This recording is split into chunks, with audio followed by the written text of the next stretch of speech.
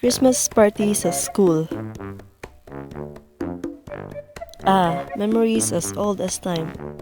Oh no, 2 weeks ago na nag-Christmas party kami. Saya nun. At isa yun sa Christmas party talagang busog na busog ako.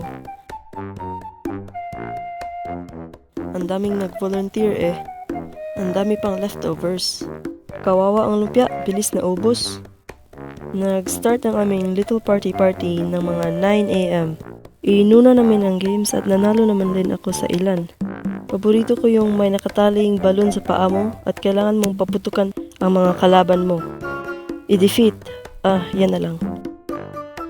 Meron ding caroling contest at karaoke. At pagkatapos nun, nagkainan na kami. Bring your own rice daw yung Christmas party. So literal, may umuwi ng bahay at nagbalik ng kaldero. Pagkatapos namin kumain ay nag-exchange ng gift kami. Pero parang na bad mood ata si Lucifer sa araw na yun. Kasi nakakuha ako ng drawing book. May pa-cars pa. Pero okay lang kasi masaya naman din ang araw ko nun.